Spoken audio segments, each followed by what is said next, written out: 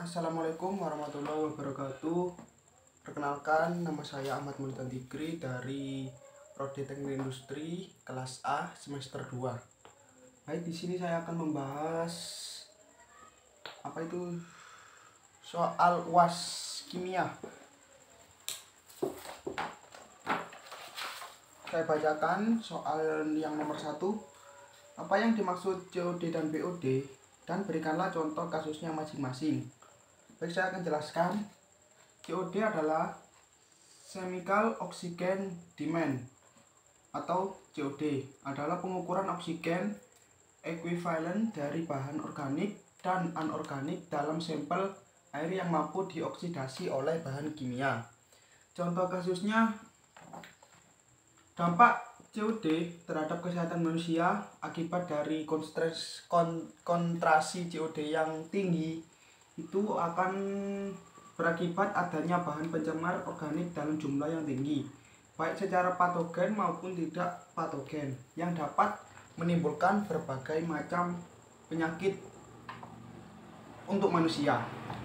Selanjutnya, BOD,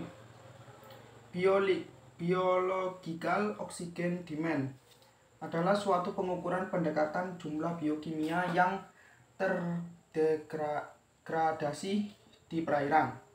Contoh kasusnya, jika kandungan BOD ini tinggi, maka menandakan minimnya oksigen yang terlarut yang terdapat di dalam perairan. Kondisi tersebut akan berdampak terhadap kematian mikroorganisme perairan seperti ikan mati akibat kekurangan oksigen. Mungkin itu saja untuk soal nomor 1.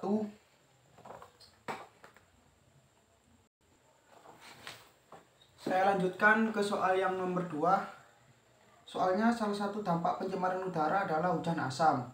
Senyawa apakah yang menyebabkan hujan asam, dan jelaskan mekanismenya. Baik, saya akan menjelaskannya. Senyawa apa yang menyebabkan hujan asam? Hujan asam disebabkan oleh senyawa gas karbon monoksida, karbon dioksida, hidrogen sulfida, dan sulfur dioksidan.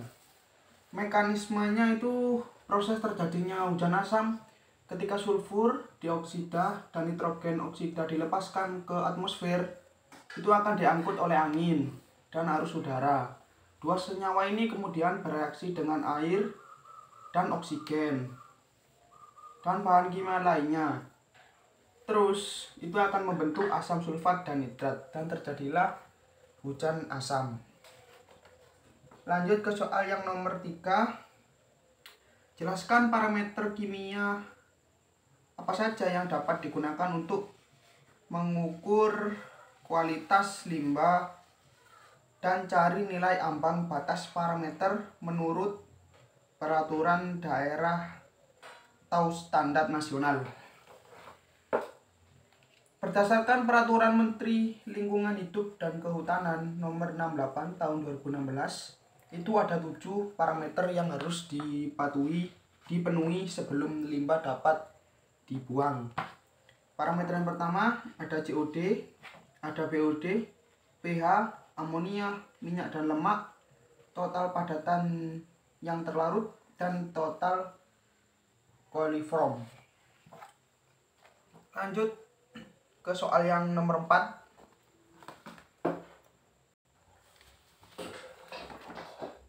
Soal nomor 4. Jelaskan tahap-tahap pengolahan limbah cair hingga limbah tersebut dapat dilepaskan ke lingkungan.